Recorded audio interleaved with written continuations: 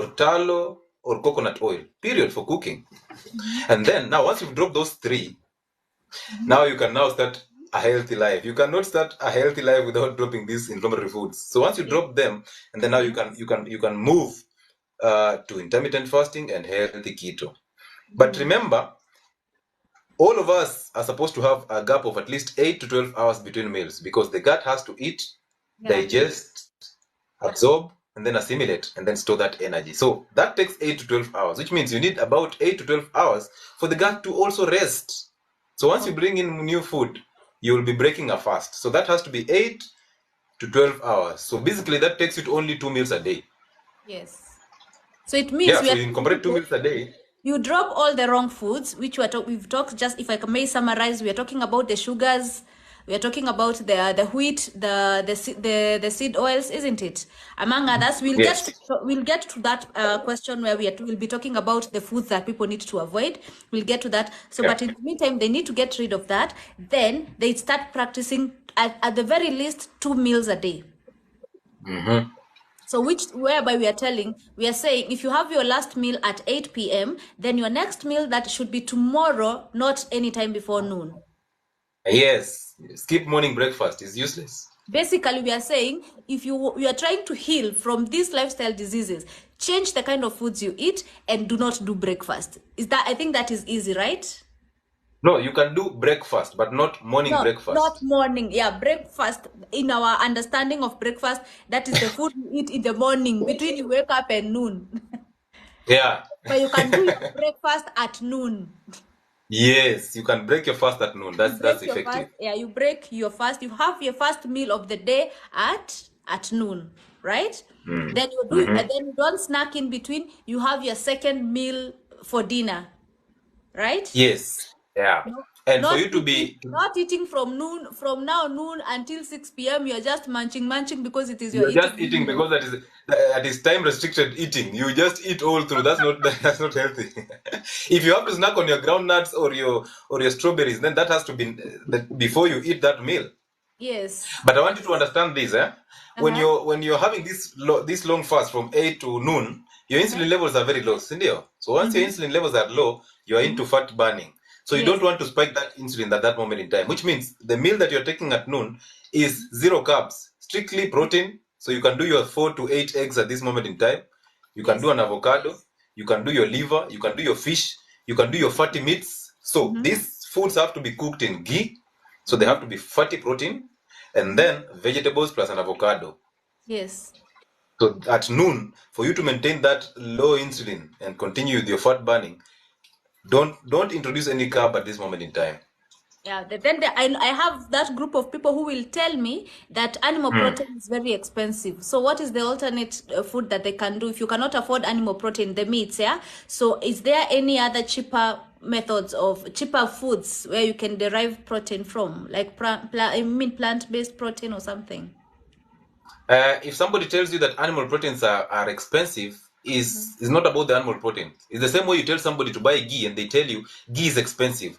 But you look at their shopping basket, it has seed oils, it has wheat products, it has hunga, it has juices, it has all these unhealthy foods. Yeah, so their shopping basket is the mess. Because if you get the seed oil out of that basket and then replace with ghee, how is that expensive? It is not. Now, I'm an advocate of animal-based protein. Why? Because animal protein, they will come with essential amino acids. Yeah. And these essential amino acids are what you need. So the problem is, most of us, we want cheap alternatives, yes, but the plant-based protein, they come with sugar. That's a problem. Because you're trying to fight sugar, and then you end up coming up with a food that has protein, yes, but it has sugar. And remember, every food has protein. Every food has protein because of the DNA. Okay. But animal-based protein, they come with fat, essential fat. They come with the protein, and they come with an adequate profile of amino acids, which is absent in plant-based protein. And that's why those people who are vegetarians, they are very thin, so they are toffees. Yeah. Now, also remember this, that for you to absorb vitamins A, D, E, and K, those are the fat-soluble vitamins. What do you need? The name is fat soluble. You need fat. Which fat? Yeah. Saturated fats. And which are the saturated fats? Animal fats. So if you eat meat that is not fatty and you eat it with vegetables, and that vegetable you've cooked it in seed oils, you have zero nutritional value from that meal. Okay. I get it. Yeah, because Now, vitamin A, D, E, and K have to dissolve in fat for them to be absorbed. okay, there's now this other group of people who will tell you it's okay, I can afford that animal protein, but I'm allergic to eggs. I'm allergic to meat. My doctor told me to drop meat, to do it, to give me this and that. So what do you say about, I've watched your video about that, but please just tell the people, people who say they're allergic to certain kinds of protein. Then there's another group that say I am a vegetarian. So how do I eat high protein meals? What meals do I eat if I am a vegetarian? So those two questions, please. If you're a vegetarian, I have no advice for you, unfortunately. I advocate for meats and keto diets and carnivore diets. Yeah. So if you're a vegetarian, I'm sorry, I cannot advise anything. But for those people who talk about protein allergies, Yes. protein allergies is a myth. There is nothing like protein allergies. That if you tell me you have protein allergies, I'll definitely know you are a wheat, sugar, and seed oil addict, because those are the inflammatory foods. So remember this, that we have a stomach and the small intestine, or the gut. And this gut has a lining of blood vessels that are supposed, when you absorb that food, it goes into the bloodstream. And then we also have another lining of vessels that are called the lymphatic vessels. Lymphatic vessels are the ones that absorb the fat. So mtu akikwambia if I eat fatty meats, it will clog my arteries, that is somebody who doesn't have information, because you will not absorb fat into the bloodstream, you will absorb fat into the lymphatic system. So if you have the lymphatic system has the lymph vessels that absorb fat, and also it has the immune cells.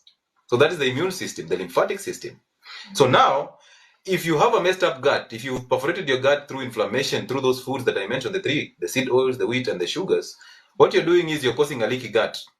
And this is exposing stomach content to the immune system.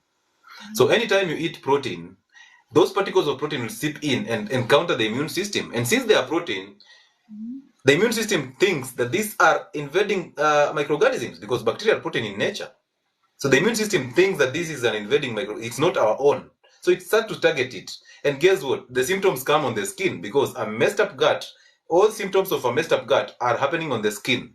Yeah, true. So that's what you will see. You will see that rash, you will see that protein allergy. And then you go to hospital and they tell you to take an antihistamine and then avoid protein. Now that is a messed up statement, because where will you get the amino acids to synthesize neurotransmitters? That means you start losing memory. That's why people are into insomnia. That's why people are having dementia. That's why people are getting depression. And guess what? We are actually making that disease to give you drugs that will mess up your system, to inhibit you diets that will help you in your normal functioning, because we know 5 years from now, you'll still come back for an antidepressant. You'll come back for ulcer drugs to make you even worse. You will come back for drugs for sleep. So we're actually making a disease and then feeding it 5 years down the line. So we are sure that you'll be our customer for a lifetime. So let me ask you. So there's no protein allergy. What you have is wheat and sugar addiction. So if they drop the wheat and they drop the wheat and they drop the sugar, then go back, then take the protein. They should be okay within no time.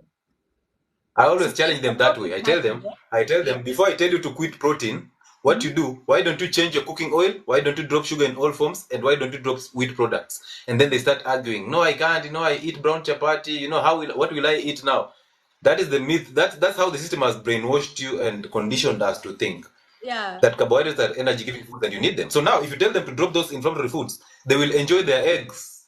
But if you tell them to drop eggs, you're still causing inflammation. So guess what will happen? They will go into nutrient deficiencies, because no protein, no fat. So nutrient deficiencies. They'll go into CNS problems. So there is always a prescription for that.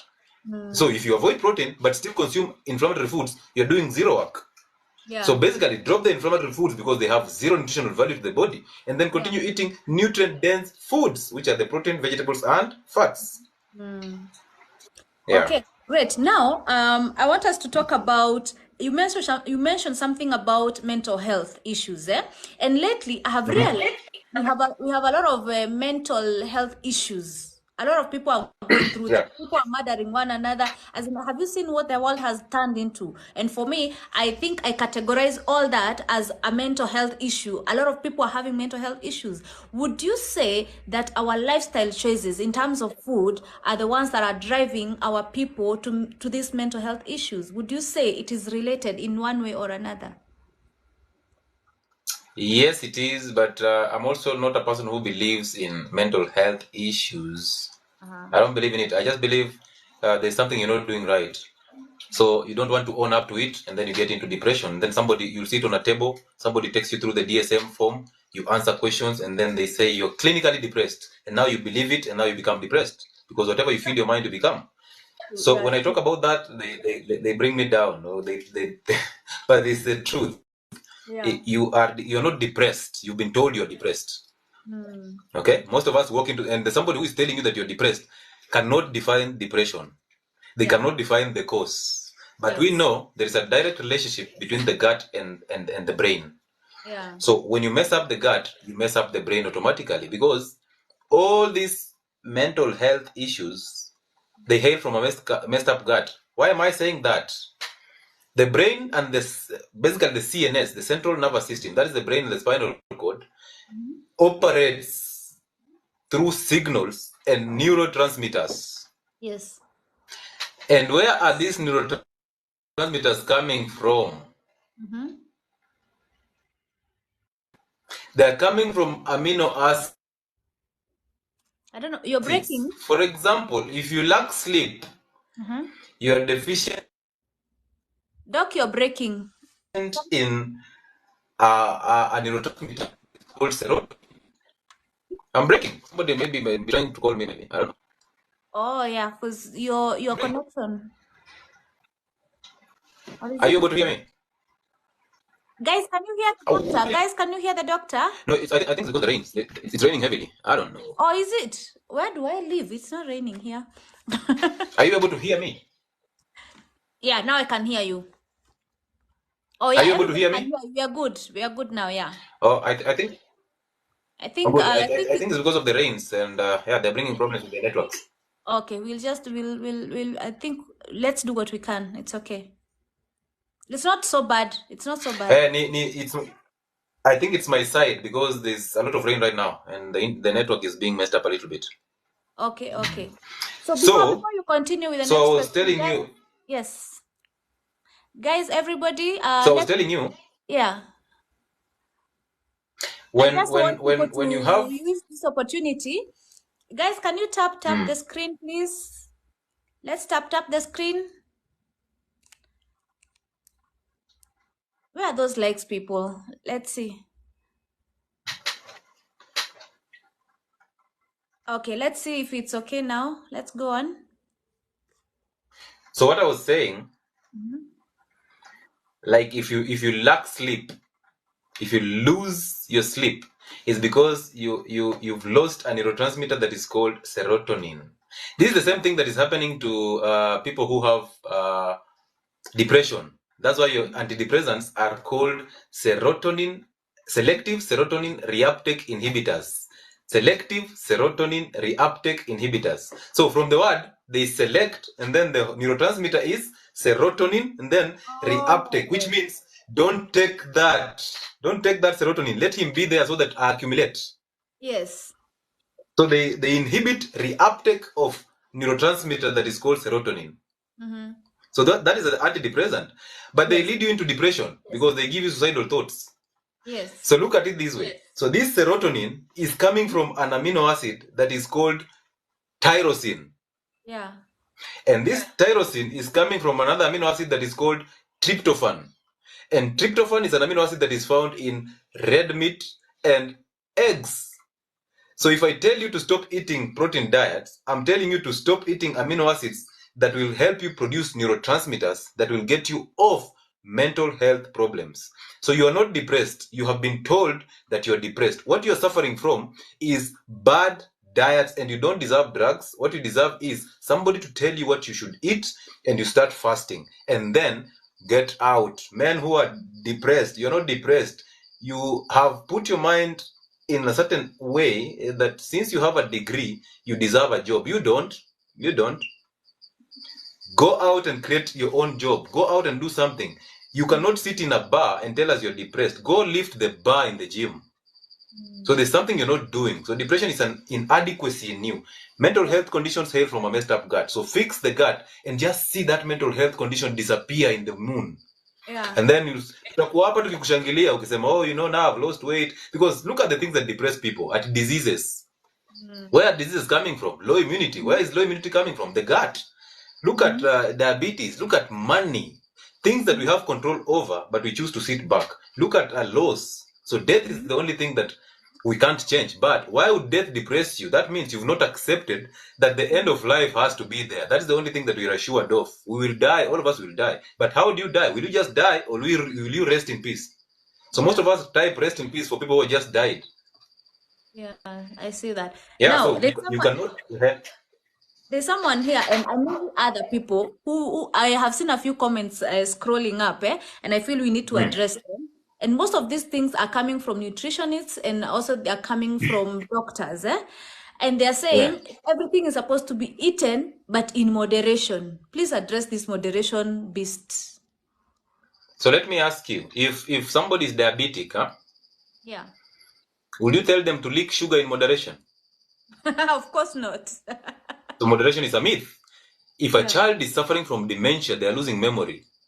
How can you tell them to moderate carbohydrates? Now, anytime you eat a simple carbohydrate, let's say you snack, or you eat a banana, do you think the body knows you ate one banana? No. The body knows you brought in fructose, and fructose will be absorbed and will be taken into a fructose metabolic channel. The body knows you took in glucose. So this glucose will spike insulin. So you'll get into fat storing. So the body does not understand moderation. Moderation is something that we read and something that we think is working.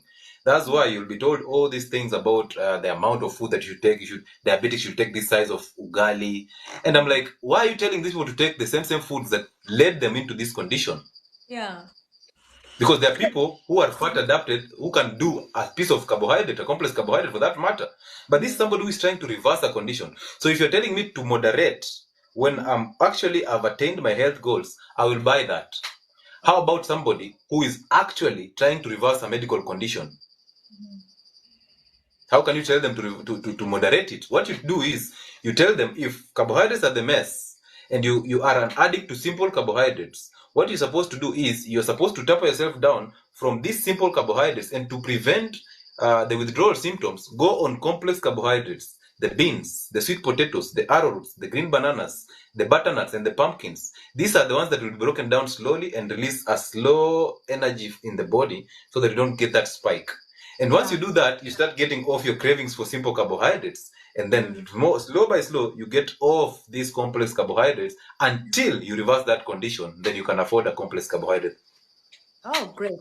Now, I want us to get into this. I think that question came a bit earlier. So I want us to address the foods that people should now be avoiding. The foods that we are saying, we are not telling you to take these in moderation. We are telling you, you need to quit eating these foods.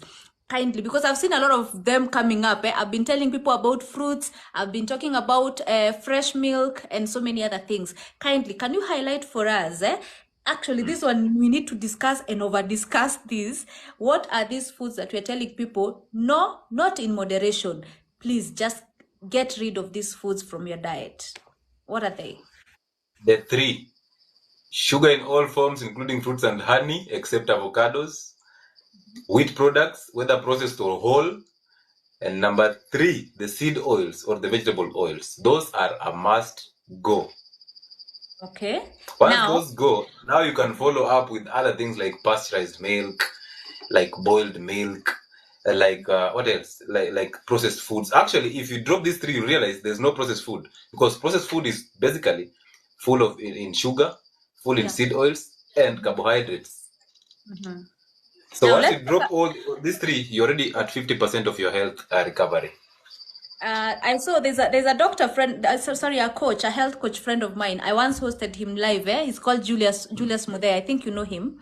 He's I do. very yeah. I think he's also an advocacy, and he's doing advocacy on his Facebook page. Yeah, And yeah. until I met him, I did not know that milk equals sugar. I did not know that rice and ugali are same as eating sugar. I did not know that much. So kindly, can we just go, as in like, talk to us like we are 2 years old, and tell us what are these foods that contain sugar and what are these foods that contain wheat? Because another time, just I think last week, a friend of Seed oils and carbohydrates. mine. So Now once let's you drop all these three, you're already at 50% of your health recovery.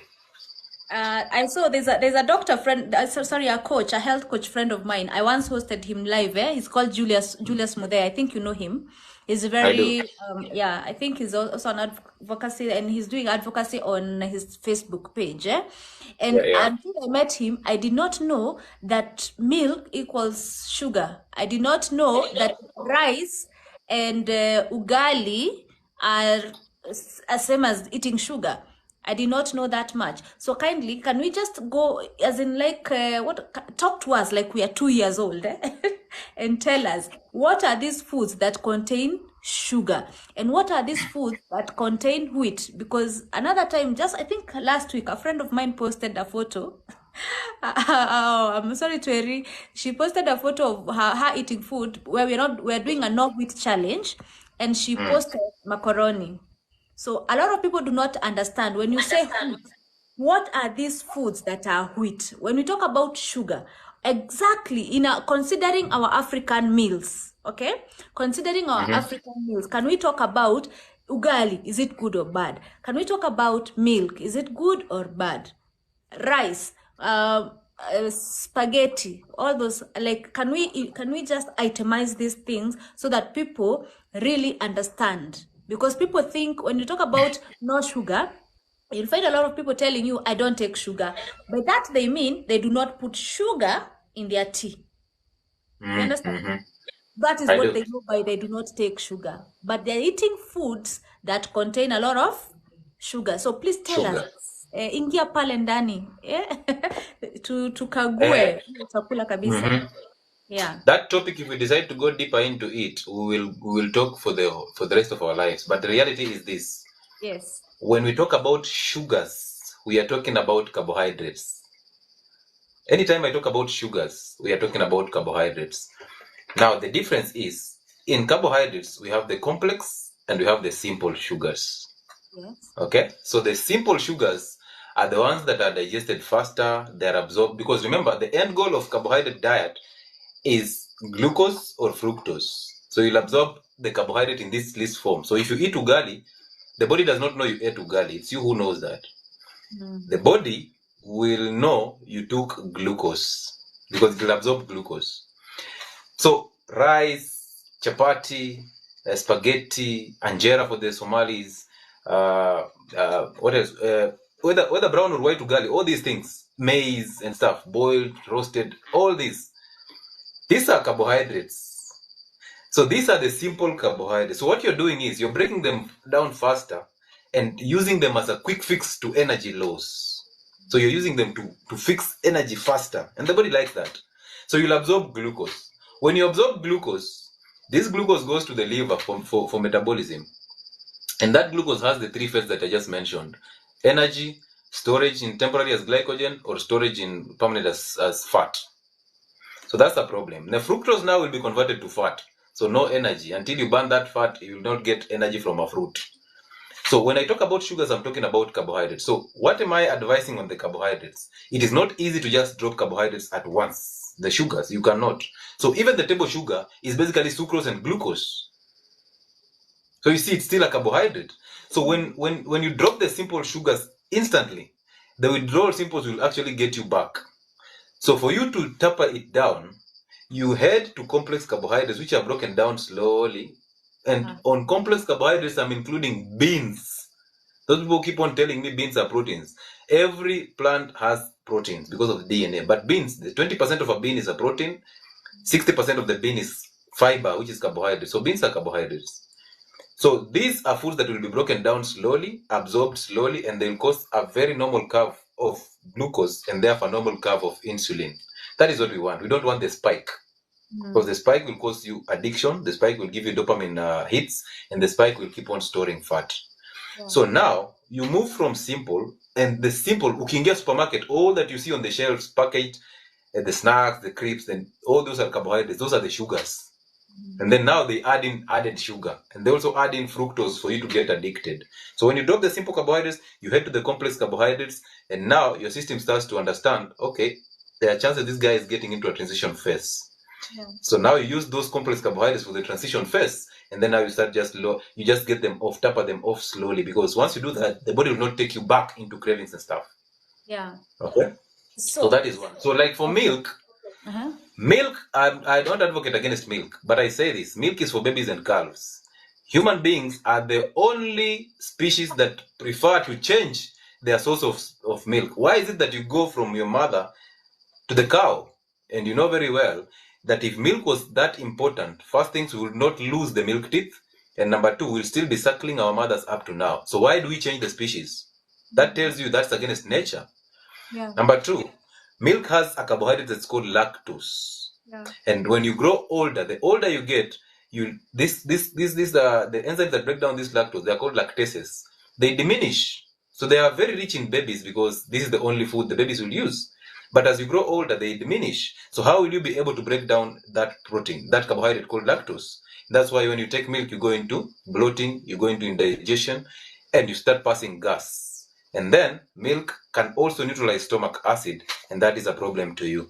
Again, when you boil milk, milk boils beyond 68 degrees C, and that's why pasteurization happens at 68 degrees C and 128 degrees C. So when you boil this milk, you've killed healthy bacteria in this milk. You've destabilized the protein because proteins are denatured at 40 degrees C, the milk protein for that matter. You've also denatured you've destabilized the fat structure in this protein. So what you're actually taking, the only thing that is remaining is the carbohydrate part. So when you take milk and pasteurize milk, and also you boil your milk and take milk tea, what you're doing is you're taking carbohydrate, then you add in sugar, another carbohydrate, then you drink it with bread, another carbohydrate, then you apply margarine, that is a seed oil, and then you take bacon, that is processed red meat, or the sausages, that is processed red meat. So how will you stay away from cancer? How will you stay away from diabetes when 90% of your breakfast, actually 98% of your breakfast, is carbohydrate? The only thing that you've taken healthy there is the water that you used to cook that tea. So what is so important about this milk?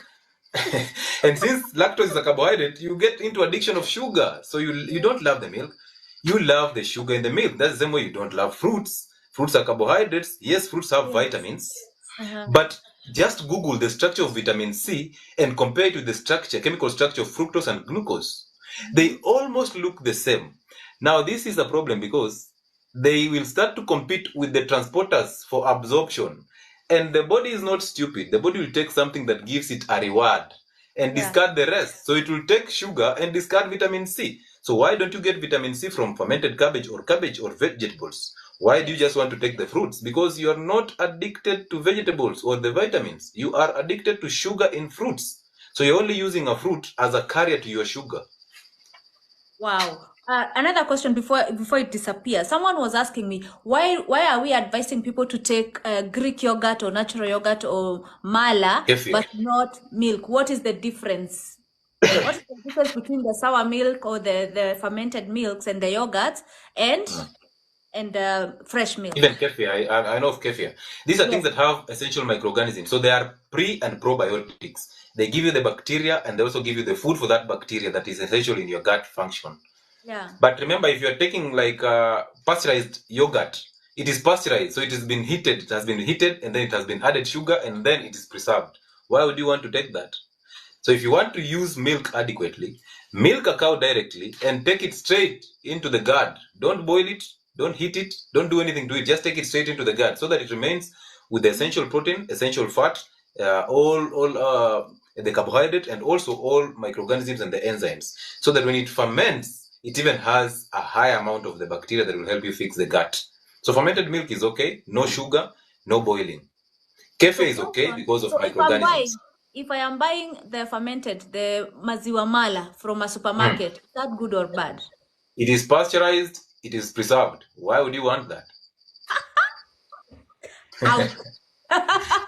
Guilty. My people, have you heard those Yeah. malas been posting on the group, including myself? We've been breaking our fast with mala. I have been telling people you break with mala or Greek yogurt. So what you're telling me that I've been doing it wrong all this while. No, Greek yogurt is okay as long as it's not preserved. But again, know this. How do you know? Pasteurization, you read the container and the label, but labels lie. So if you Oh, want they to avoid these yeah. things, just go against the system because the labels lie. These people will add in sugar, they'll add in chemicals, but they'll not indicate on the label. So for you to Yeah. be safe, don't go for that. And So you make see, how pasteurization is actually sterilization. So you're rendering the milk sterile from bacteria so that it doesn't go bad. my bottom shelf of my fridge is full of maziwa mala. I'm throwing Uh, it out today. it's a serious conversation here. This is where nutritionists start to attack me because that's what they tell people.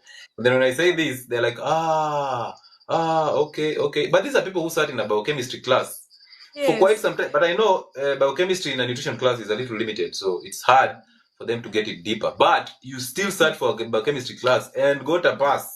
How did you get a pass when you can't understand that fructose is broken down to give you fat and keeps people fat, and you tell people to Yeah. eat fruits? How?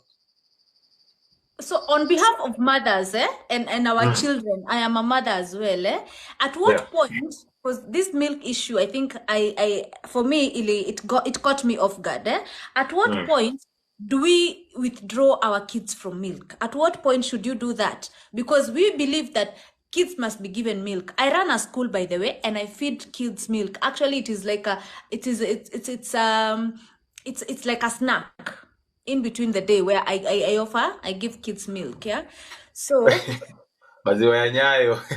maziwa, tuko na maziwa ya Nyayo in my school, okay, and my child as well takes milk. I say because first for me, I know I'm in my weight loss journey, so I don't do milk, but my child will do milk. At what point should we withdraw this milk from our kids? At what age, and how do we, and what can we replace it with? When kids lose milk teeth, they don't need milk anymore. And you see, for 6 months consecutive, you're feeding this child on nothing else but breast milk. Yes. 6 months consecutive, not even water, breast milk consecutive. Yeah. Because milk, the breast milk has all the essential nutrients for these babies. So once you feed them, after that, you start complementary feeding. So you're breastfeeding them as you introduce other healthy foods, pole pole. And then you start weaning them off breast milk. Why do you want to introduce another form of milk that they cannot digest? Because the gut, the cattle gut, ile tumbo ya ndama na ya mtoto si same. So have you ever seen you milk a woman and then give that to the calf? You don't. So nature was designed very perfectly. When you win off those teeth, you don't need milk anymore. What you need is you need healthy foods that will help you to survive. But most of us, I don't know where this came from because we think that milk is a rich form of calcium and this is good for bones on our children. And then we end up giving these children pasteurized milk, which is useless, it's junk. So once you start weaning your child off breast milk, wean them off into healthy foods, complementary foods that are healthy, so that these babies develop a strong immunity. Because remember, you already laid the ground in the first 6 months for a strong immunity. Yeah, so that's it. So can we say it is better to give them porridge instead of milk? Well, kids, God designed kids in a different way because kids are all over, they're active. The problem is modern kids are locked in the house. They have been made zombies. So they cannot even burn that uji because uji is basically going to be glucose. They cannot burn it down, so they keep storing it. That's why right now there are a lot of babies who are obese and overweight and have all these respiratory allergies, the asthma, and the skin allergies. And this is not hailing from these babies. This is hailing from the lifestyle that they're adapting from their mothers. This is also hailing from the foods that their mothers were eating, so they got it through breast milk. And now women are actually encouraging CS, and doctors are encouraging that because of the allowances that come with it. So Once you go through a CS, your child starts a game at 1-0 down. So they have to recover because vaginal birth exposes this child to healthy microorganisms that will kickjack their immunity. So that's the first immunity that they encounter. So they have to fight that bacteria. And this boosts their immunity. Also, when the pregnant woman eats healthy foods, your breast milk will be very nutritious. So this baby will get all the nutrients that they need from this breast milk. But you go through a CS, your child is 1-0 down, and then you don't produce breast milk because of what you've been eating. Now you introduce your child to milk formulas. The child starts a game at 2-0 down. How will they lack respiratory allergies and asthma? Because these are hailing from a messed up gut and the milk formulas. How will they lack skin allergies, the eczema and the rashes? And then you will go to hospital, and every week you're getting an antibiotic which actually destroys all the bacteria that are both good and bad in the gut, which is the primary layer of immunity again. Now this child again starts a game at 3-0 down because low immunity, because of diets and antibiotics, because of bad milk, the ones that they wanatoka kwa mama yao, and then because of CS. So these are children who are wako pabaya, and it needs to be addressed that pregnancy is supposed, you don't take care of a baby if you do not take care of a pregnancy. You don't take care of your pregnancy if you do not take care of your puberty. So you are supposed to start earlier. When you get pregnant, you're already into this healthy food, so you'll not have cravings, you'll not have eclampsia and preeclampsia, you'll not have gestational diabetes, and then you'll not have overweight babies or underweight babies, and then you'll deliver naturally, and then you'll produce breast milk that is nutritious for these babies. So you start their game at equal. So as they go into getting all these surfaces that have bacteria, eating sun, playing around, they just build up on already existing high immunity. That's how it is supposed to be. Wow, okay. Now, as we wind up this question, just a question on the foods we need to avoid. Kindly correct me if I'm wrong, because the reason I want to go into nitty-gritties of this is because these are the kind of questions I mostly get on my TikTok comments or in my WhatsApp groups that I'm running. And by the way, guys, if you have not joined my WhatsApp support group for weight loss, kindly go to my Instagram, that is Betty_Gachagwi, Betty_Gachagwi, and click on bio. The link is there. Then you'll be able to join my free WhatsApp group. It's a community of over 1,000 people just helping one another and supporting one another to lose weight and to practice intermittent fasting for healthy living, healthy lifestyle, and also to shed off those extra kgs. Okay? Yeah. Go to Instagram bio. Yeah, Betty_Gachagwi. And for those who are with us, 437 people, come on guys, give us some likes and share this live. If you like what we are sharing with Dr. Lewis here, kindly make sure you share the live. All right? I might not get to all the questions, but I will try as much as possible to group them. Yeah. So as I was saying, Dr. Lewis, as we wind up on this question on the foods that we need to avoid, when you talk of simple carbohydrates, kindly let me know if there is something I'm leaving out or there's something I've included which should not be included. My understanding is that if we're getting rid of simple carbohydrates, we are talking of anything that has come, probably it was even from the farm, it went to the factory, it was processed, it was packaged, and it was labeled and branded very nicely. Then it is put up somewhere in a shelf, whether in a shop or in a supermarket. Then you go and buy that. That is how I classify simple carbohydrates. Am I right so far? Yes, you are. Okay. So, and this food we're talking of rice. Okay, that is a question. I think I have a follow-up question on the rice, because we have rice that comes from the farm. So we'll talk. We can highlight on what rice is good and what rice is bad. Then we are talking of ugali. That is maize flour. Maize flour. Also, there's a separate question on that, on whether there is the sifted maize flour which is in the supermarket, which has been branded, and it has the preservatives and all that, and there's the ugali that someone says I went with my maize to a posho mill, they grinded that, and I'm using that to cook ugali. So kindly, those are two things. We're talking about the rice from the farm, unpolished rice, and then we'll talk about the maize flour from the posho mill and from the supermarket. Okay. Yeah. Also, when we talk about the simple carbohydrates, of course, I include wheat, the spaghettis, the noodles, the macaroni. Basically, those are the kind of foods, the carbohydrates that we eat. Yeah. So I have been advising people to switch from these carbohydrates and to go into the whole foods.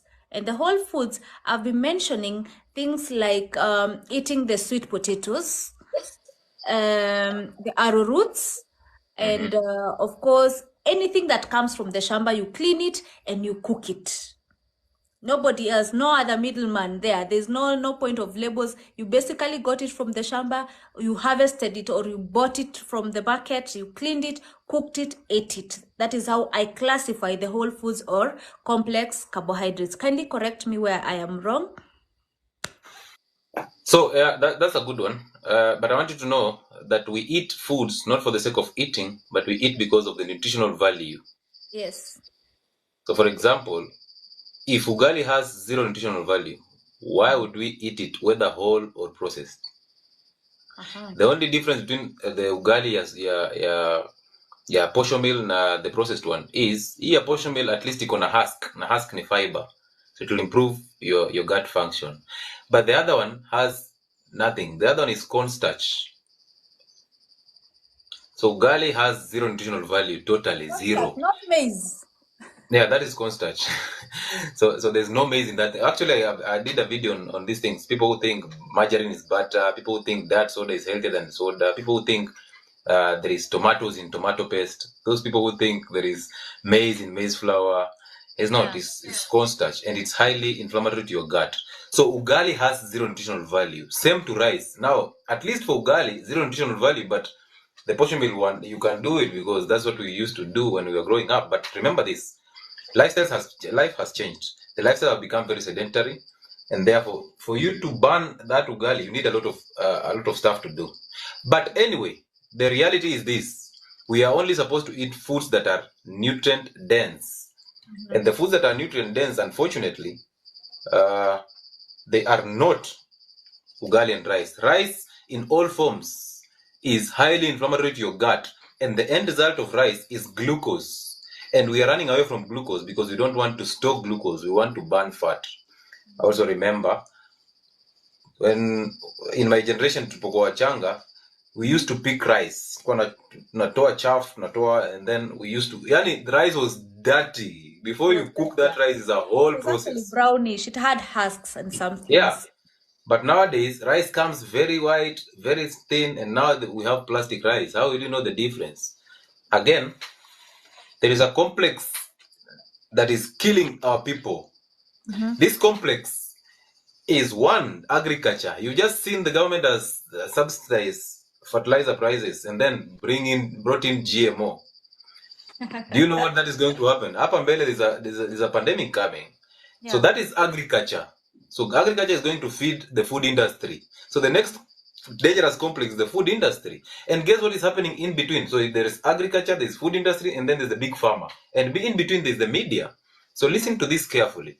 Yes. We take away your healthy foods, because nakumbuka tulipokuwa na grow, tukipanda mahindi sahizi, tukivuna, kuna zile tulikuwa nazita imo in my language, imo. Kuna ile mbegu tulikuwa nachukua, the bigger ones and the ones that looked very healthy. Tunaziweka kando, we dry them separately, and then the next planting season we will just use this maize for that planting.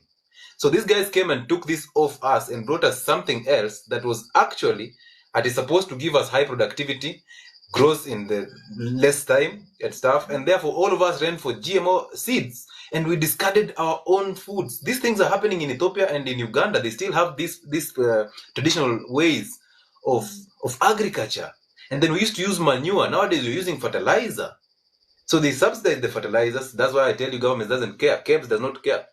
So you go take these fertilizers and then you plant this, and then what is the end result? GMO seeds, GMO rice, GMO fruits. So everything is genetically modified, does not go bad, does not attract flies, does not have seeds, no fiber, no nutritional value, but high in production so that we can feed the hungry food industry.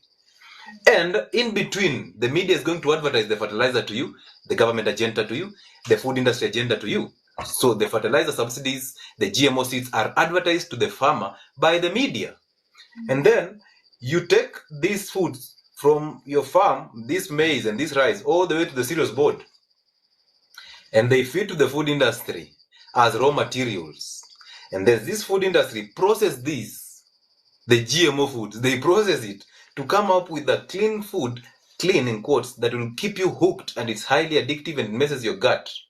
And these three things are very interrelated. So now they have processed that food, and in between comes the media again to advertise to you, because you're emotionally attached to food and sugar. They advertise the products from the food industry. Yeah. And then eat them. 3-5 years down the line, there is always a condition. You have that allergy. Oh, you have that diabetes. Oh, you're now pre-diabetic. You have low immunity. Guess what they will do? The media will advertise the big pharma agenda. They will give you, hey, they'll look at what happened during COVID. Every afternoon, your Minister for Health used to scare you with this nonsense. Through the media. If there was no media, nobody would have cared about COVID. No But the one. media advertised that, so it sold you the fear. Now, once it sells you the fear, nobody's talking about the food industry anymore, because your focus has shifted now to the pandemic. Now, the media is advertising this pandemic and selling you fear. And guess what? The same media will advertise you medicines. Here are the vaccines. Here are the alternatives. Here are the medicines. They advertise to you this. So the media plays a very important role in connecting these three: the agriculture, the food industry, and the big pharma. And these three, you realize the big pharma sponsors research for medicine, is actually involved in the medicine and the pharmacy syllabus. So you are 2-0 down already. If you thought those drugs are coming to save you, they are not. It's all about profits. Now, the food industry sponsors research and nutrition syllabus. So how do you expect the nutritionists to tell you the right things? They will always defend the food industry. And remember, the boards, these people sit on the boards for drugs, sit on the boards for you. Like, look at your diabetic guidelines in Kenya. They are sponsored by the big pharma.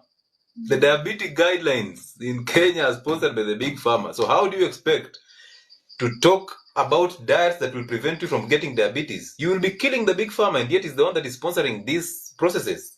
So they're giving us the problem and the solution. Point blank. Create the problem, sell them fear, and then sell them the solution. Wow. Now, the other debate I want us to talk about, not a debate, the other debatable, it has been, I posted a video telling people about fruits, and I highlighted some of these things. Of course, I've listened